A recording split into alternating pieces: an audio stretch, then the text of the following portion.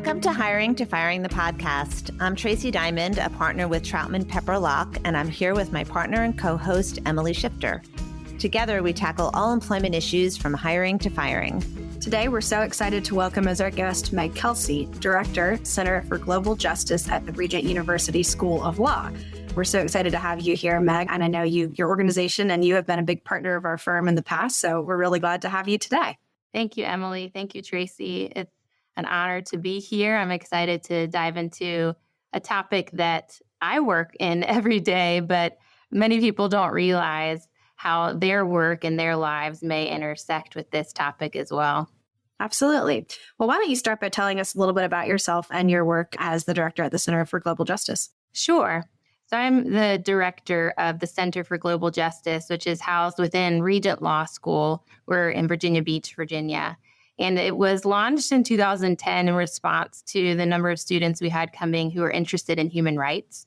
The center has a twofold mission. One is to equip our students to be advocates in the realm of human rights. And also, the second part is to support advocacy partners around the globe who are doing human rights work, whether it's promoting the rule of law or advocating for marginalized populations, men, women, and children in religious minorities or in poverty. And a predominant area is anti-trafficking work that we do research globally and domestically. And so the center had been around 13 years, and then a number of factors lined up, including support from Troutman Pepper Locke.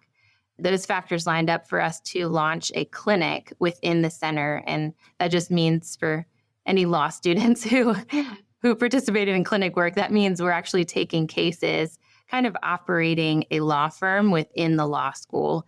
And so we directly represent human trafficking survivors in this clinic. The clinic's focus is on helping survivors overcome barriers that they face once they've exited exploitation. And one of those is having a criminal record. Many victims are forced to commit crimes while they're being exploited. And so we help them to clear that criminal record.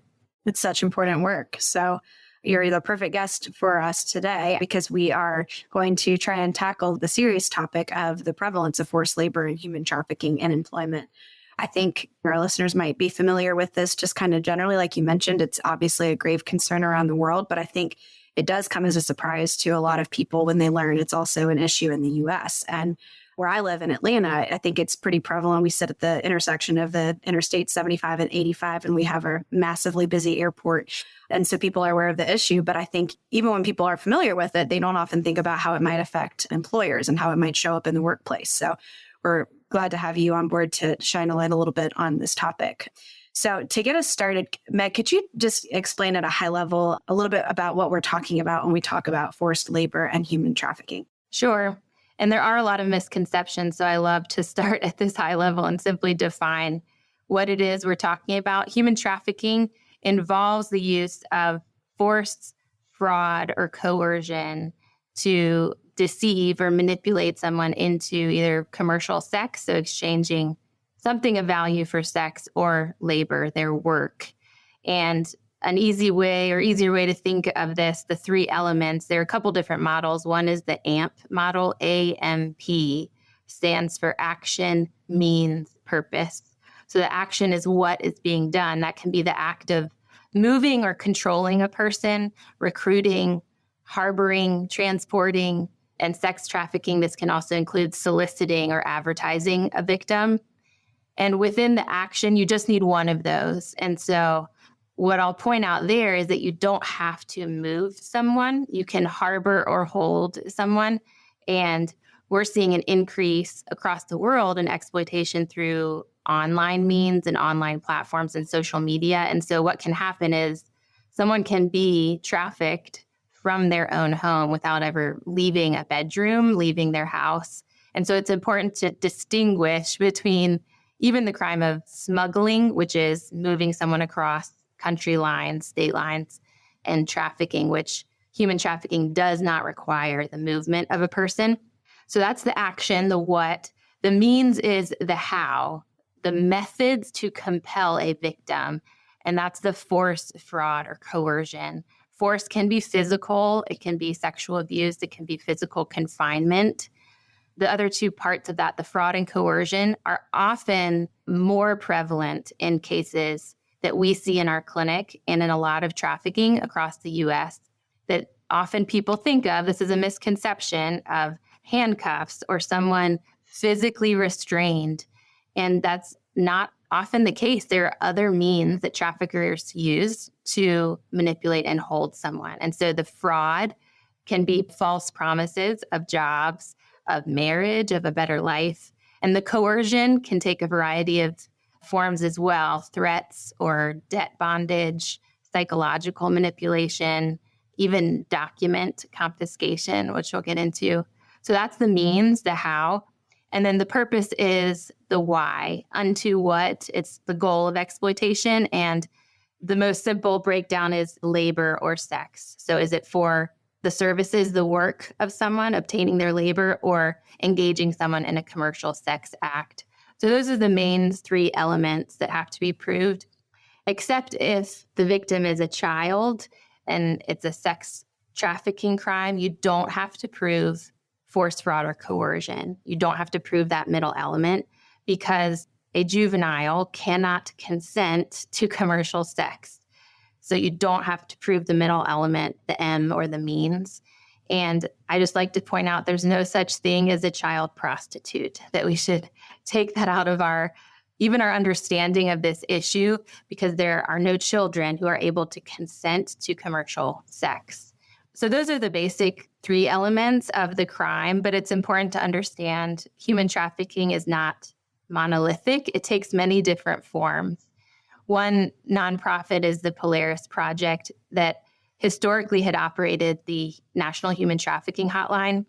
And they have a number of different studies, but they've identified 25 distinct types of human trafficking in the United States. And this ranges from sex trafficking in different contexts to labor trafficking across multiple industries.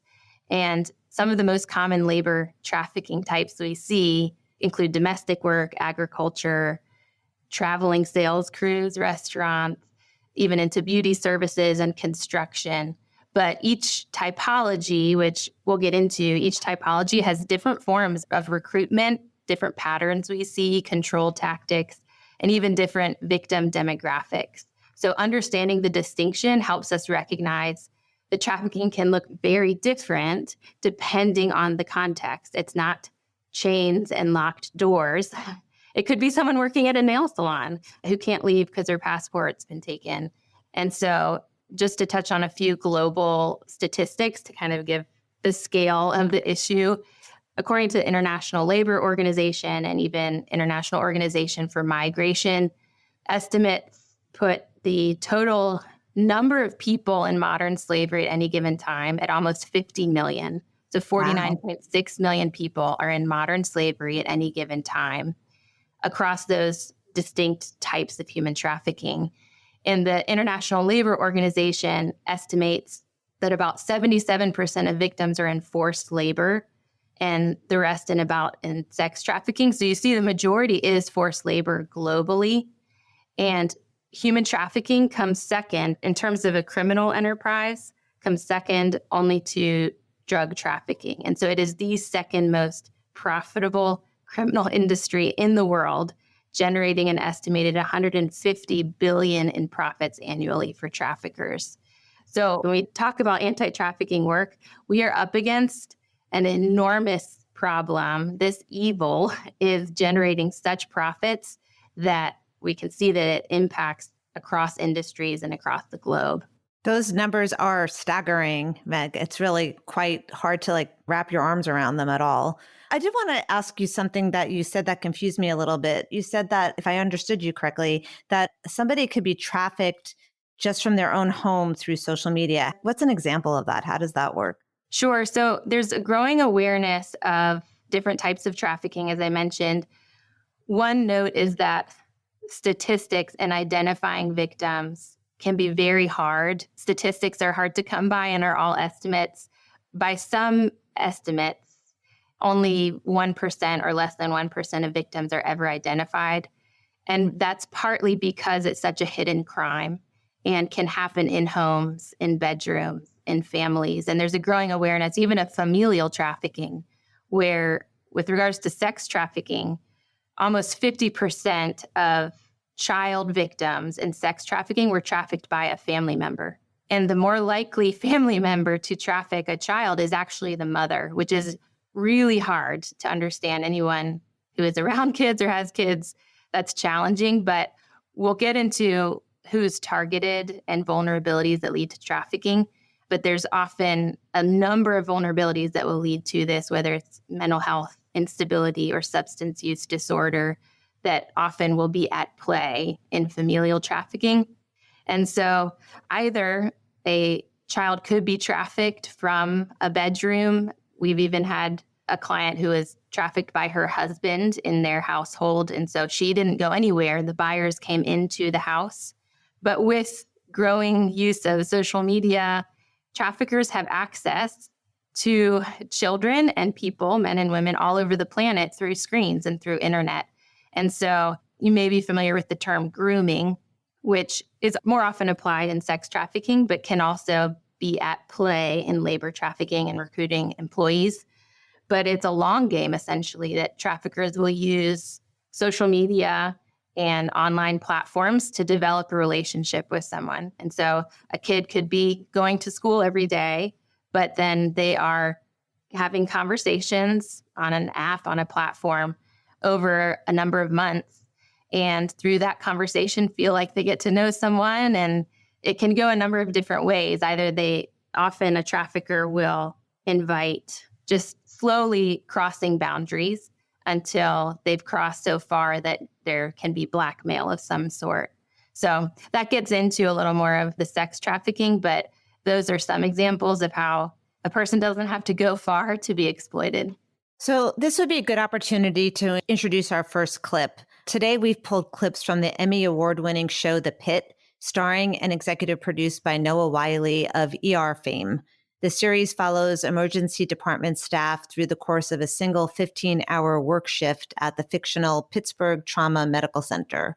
Each episode is an hour in this very long day in the life of an ER healthcare provider, and they really see it all in the course of this one day, from emergency births to a young teen dying of a fentanyl overdose, to a doctor caught stealing medication, to a mass shooting. Today, we're focusing on episode 8, where a young American girl is brought into the ER with symptoms of chlamydia. She is accompanied by her employer, who refuses to leave her side even for a GYN exam. In our first clip, we are introduced to Piper, the employee, and her employer, who answers her medical questions for her. Let's listen into the first clip. Hi, I'm Dr. McKay. Piper. Laura. And you guys are... She's my boss. Oh, what kind of work? I'm an accountant and she's my assistant. Oh, cool. Piper, are you okay with your boss being here while we talk? Yeah, I'm good. Are you sure? I'm gonna be asking you some pretty personal questions. She doesn't mind. We have no secrets. Okay. So burning with urination, when did that start? About 2 days ago. Why don't we let Piper answer the questions? I'm sorry, it's just we've been waiting so long. About 2 days ago. Any blood in the urine? I don't think so. No, she would have definitely noticed that. Okay. I'm gonna get you a gown and I'll be right back. Okay? Okay. So it turns out, as we will see in some of the following clips, that the hospital workers strongly suspect that this young woman is a victim of human trafficking. Meg, are there certain categories of individuals who are particularly vulnerable to becoming such a victim? I know you mentioned that there are definitely some characteristics depending on the type of trafficking involved. Right. And that's a good question to think about. Unfortunately, the answer is that any vulnerability can be exploited. But we do see some examples in this clip that kind of represent common vulnerabilities that are exploited. So the young girl in the show, Piper, comes from a rural area, and it says she was in a bad relationship, it seems like, and it doesn't sound like there's much of any real family support. And so those three factors lend themselves to a form of isolation. that assigns that an individual could be susceptible to human trafficking. Traffickers are incredibly skilled at identifying and exploiting some level of vulnerability. And so an unstable or abusive home or abusive relationship are definitely factors. There was a 2022 study through the National Human Trafficking Hotline data that found that a majority of trafficking victims had experienced a series of adverse childhood experiences. So almost 96% of trafficking victims had experienced physical, sexual, or emotional abuse. And 91% experienced mental health challenges, 83% experienced poverty, and 69% ran away from home, which it sounds like Piper left her family support. And 62% experienced substance abuse. So you can see there some of the vulnerabilities. And the kind of overarching definition of this is that the victim doesn't know what a healthy relationship looks like. So a lot of anti-trafficking nonprofits who go into schools or are teaching in community settings just start with what is a healthy relationship and what is a healthy or balanced home life. And even within a broad definition, that will get at the root of a lot of these vulnerabilities. And so we see basically individuals in vulnerable situations due to economic hardship, which it sounds like this young girl was looking for a way to make some money.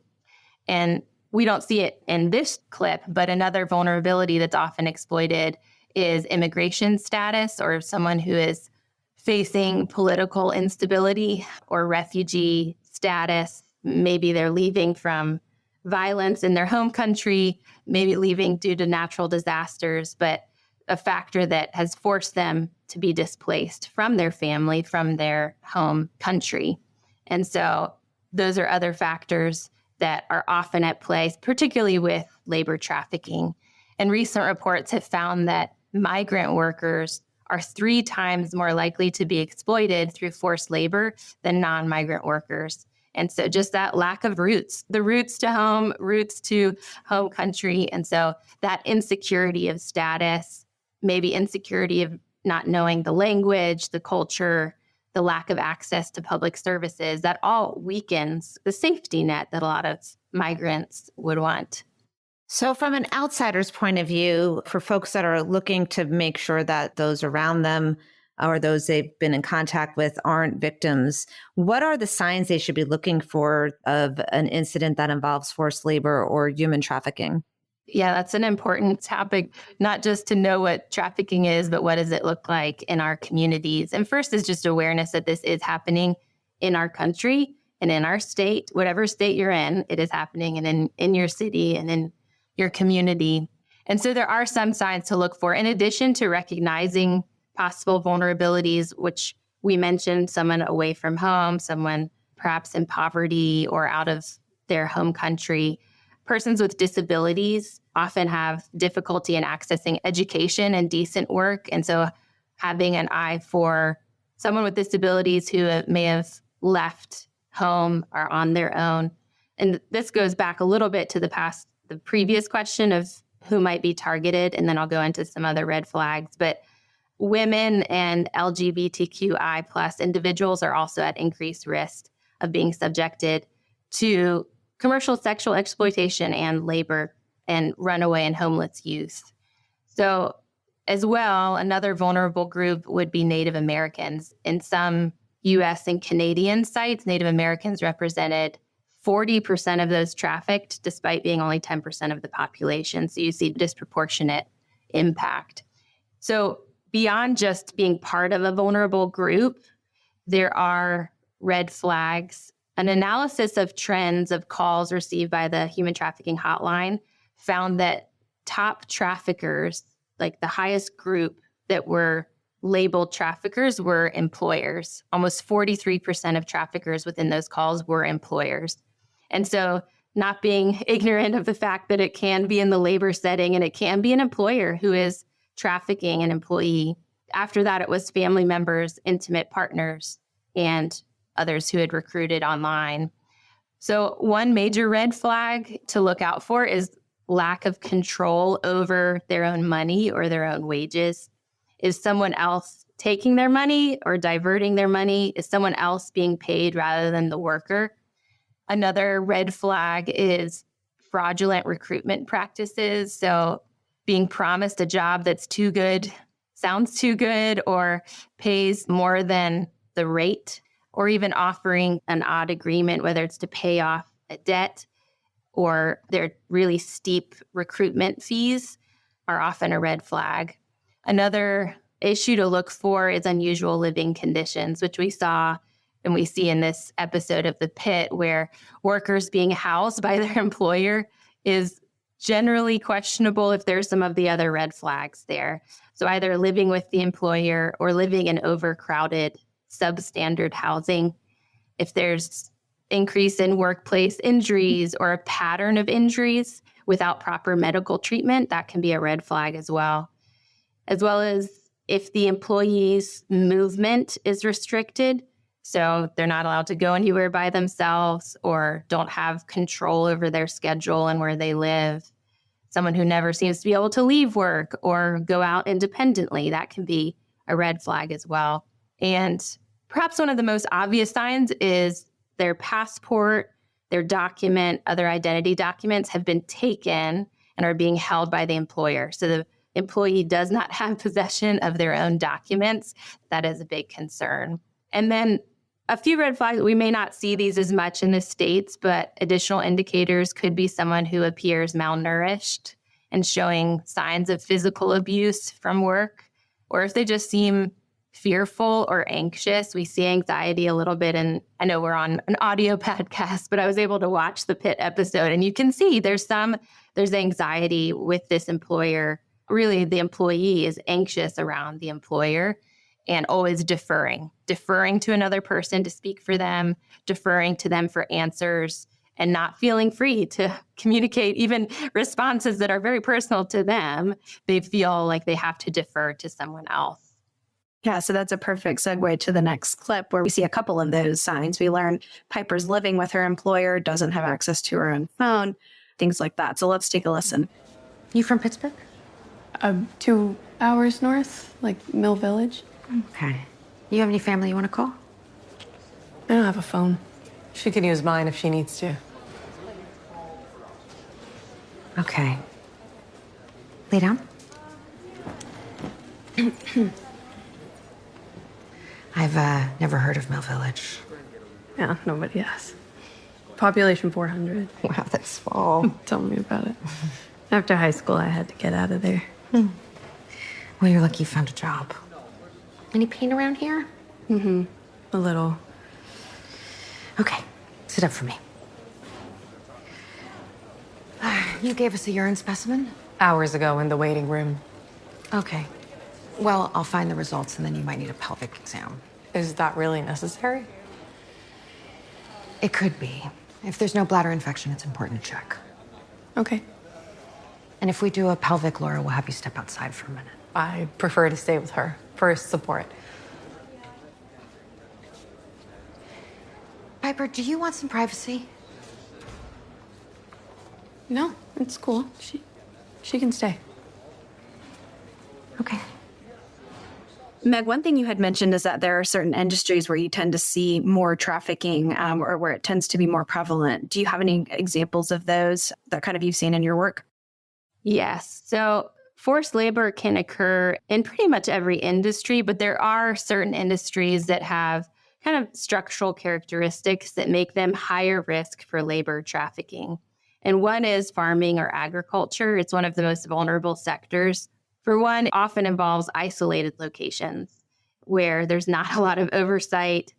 And then there's often temporary or seasonal work. And so there's movement of people, which also lends to less oversight.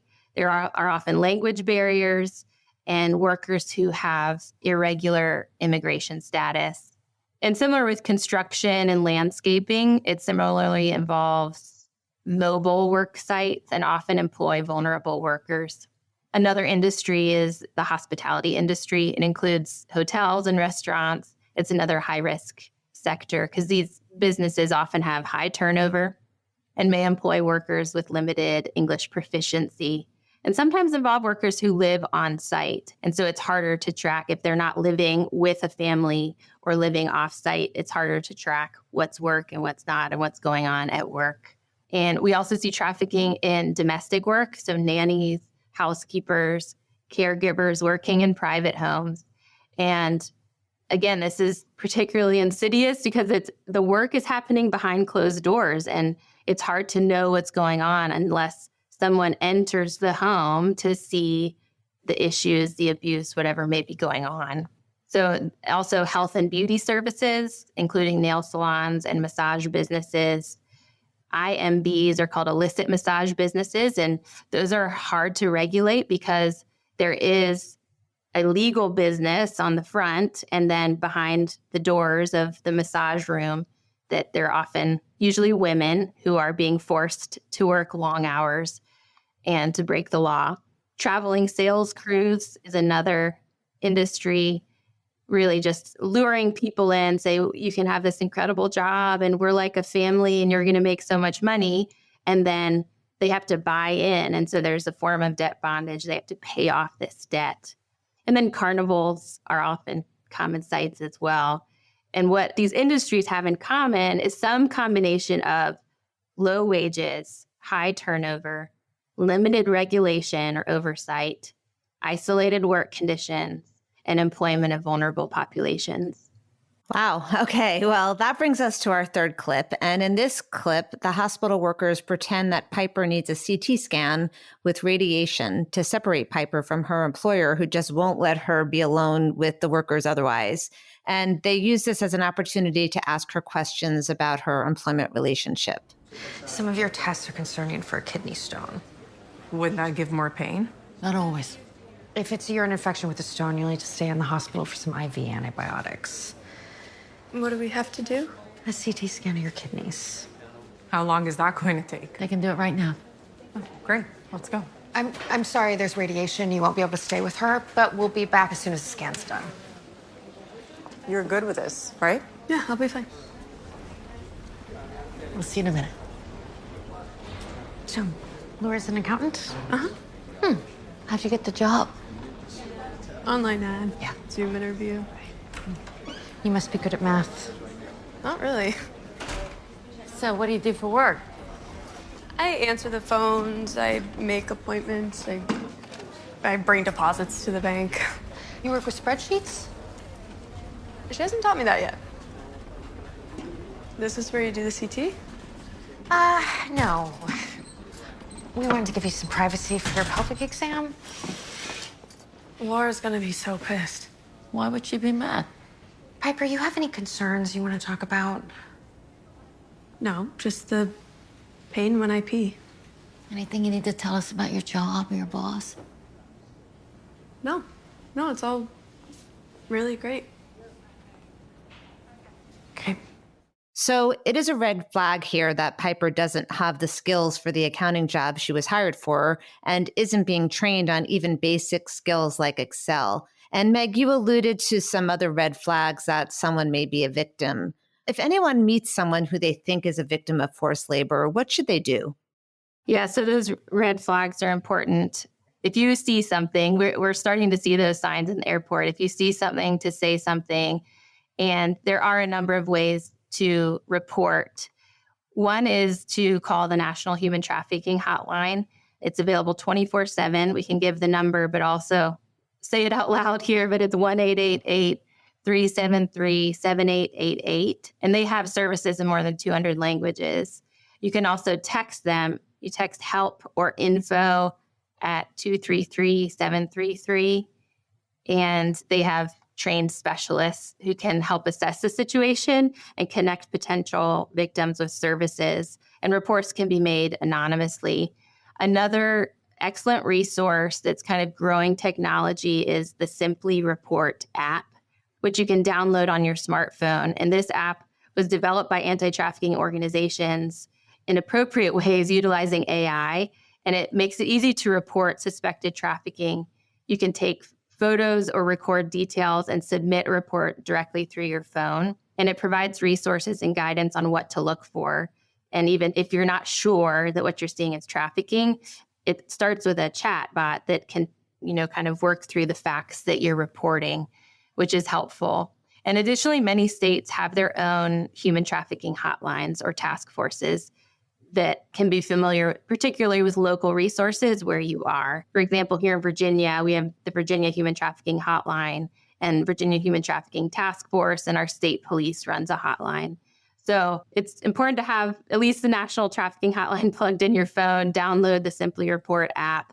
That way you'll be ready. Hopefully we don't identify this, but sadly, I will probably just warn you that the more you're aware, the more you will see some of the red flags around you. And so it's better to be prepared. We don't want to stick our heads in the sand, because with growing awareness, that's the only way we can actually address the trafficking that's going on in our communities. It's important to remember that trafficking victims may not self-identify as victims, and they may not know that what is going on in their life or in their relationships in their workplace. They may not know that that's trafficking. And often they don't at first.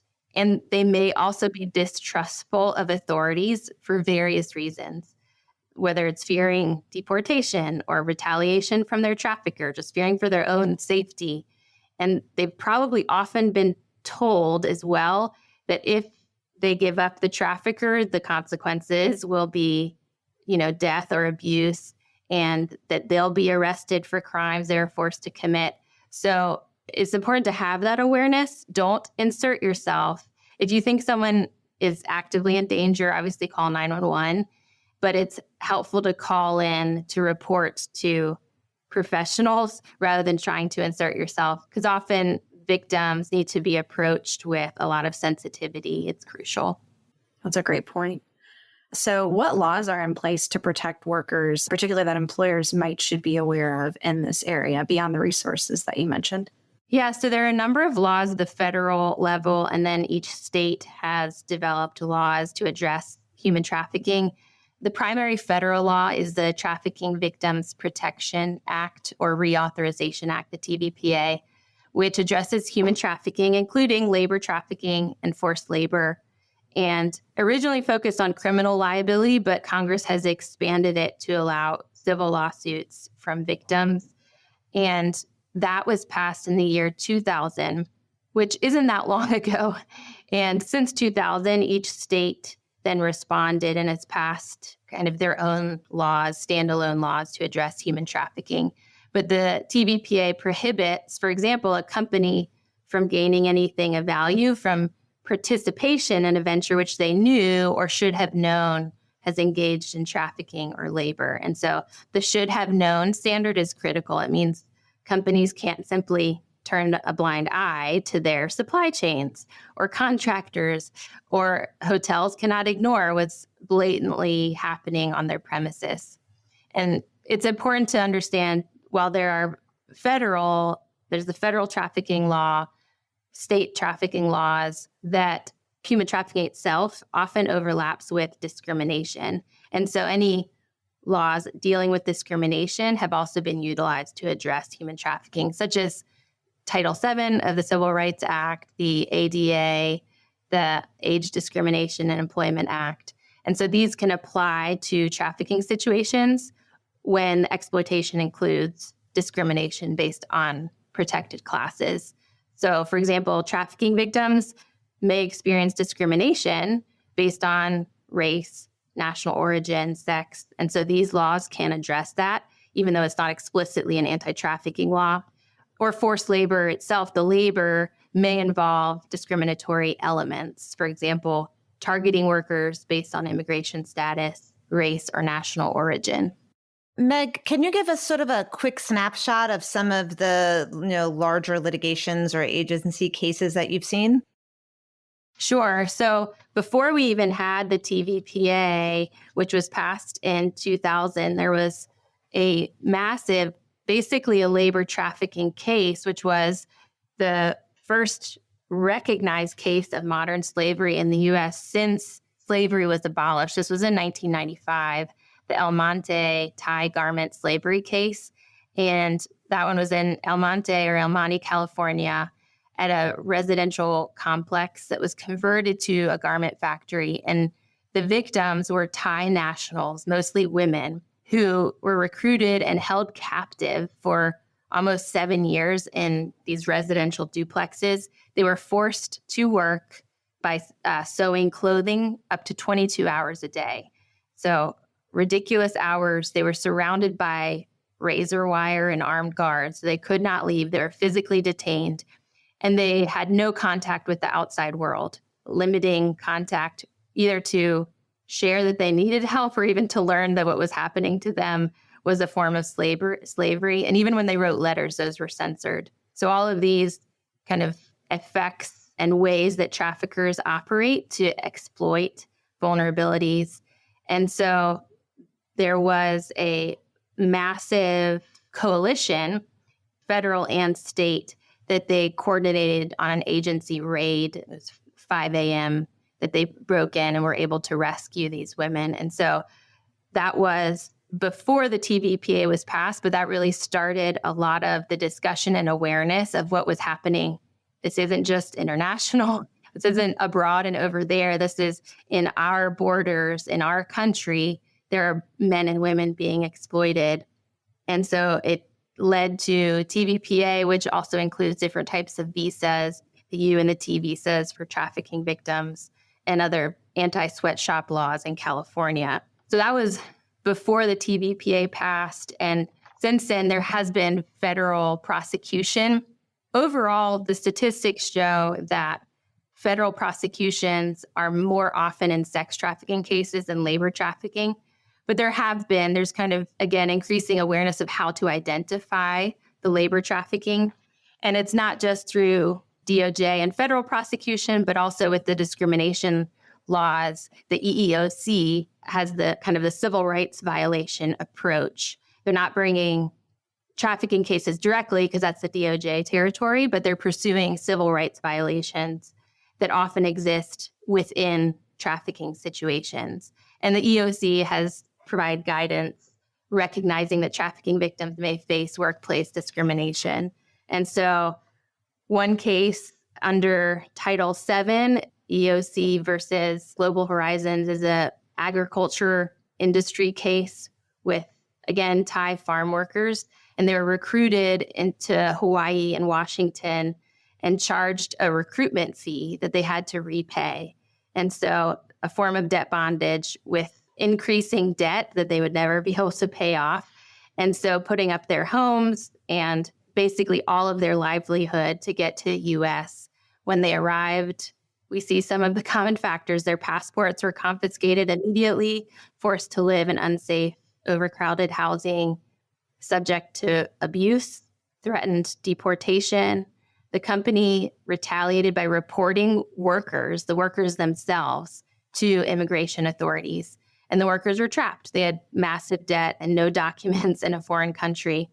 And so a lot of those tactics that we see, and eventually was reported. So the trafficking and exploitation was over a period of about 5 years, 2003 to 2007. And the case was brought in 2011. And eventually the court ordered $7 million to the victims in the primary case. There was also a companion case, an additional $12 million awarded to 82 workers in a companion case. And so they were able to use Title VII to show that discrimination based on national origin and race against the Thai workers. In 2011 as well, there was another EEOC case based on the ADA where a food processing plant specifically targeted men with disabilities. And over decades, this was an egregious case, some since the 70s up to almost 2009. The victims were targeted and subject to systematic abuse and forced to work long hours and couldn't leave, and severely restricted, couldn't have access to their families. And so that was another one in 2011. Basically, there was a shift, and the EEOC produced some reports. There was growing awareness, and they had 3 big cases in 2011 addressing human trafficking through these discrimination laws. So what should companies do to avoid running afoul of the TVPA? So that's a good question. The first response, I would say, is to be diligent in knowing what your supply chain looks like, and enforcement that vet your suppliers, vet your contractors, conduct on-site audits, including unannounced visits, interview workers privately in their native language, and looking for the red flags we discussed. So who's holding the passports? Are there signs of debt bondage? So supply chain due diligence isn't optional anymore. It's both legal and an ethical imperative to map your supply chain and identify high-risk areas, actively monitoring for trafficking indicators and reviewing the contracts with suppliers, that those should include strong anti-trafficking provisions. Just, for example, requiring compliance with all applicable trafficking laws and prohibiting recruitment fees charged to workers, requiring proper payment of wages, prohibiting confiscation of identity documents. So those contracts are important. And even having grievance mechanisms that allow workers in the supply chain to report concerns safely, including anonymous hotlines in the worker's native language, is important. In addition to that due diligence, I would say having trauma-informed HR practices. And this is an area that doesn't get enough attention, but HR professionals need to be trained in trauma-informed practices because they're encountering trafficking survivors in multiple contexts. So as employees, as applicants to jobs, or through workplace situations. And trauma-informed HR just means understanding how trafficking and exploitation affect survivors, that these individuals may have complex trauma. So understanding, what does trauma mean? What does that look like in a job interview or in a job setting? And to have compassion and patience while also holding appropriate standards for a particular position. I think we saw that a little bit in the Pitt clips where Piper was really reluctant to admit that anything was untoward about her employer, and how the nursing staff and the doctors kind of were trying to get at the information in a circuitous way, keeping in mind that she was probably traumatized. I thought that was a very interesting sort of angle to the clip.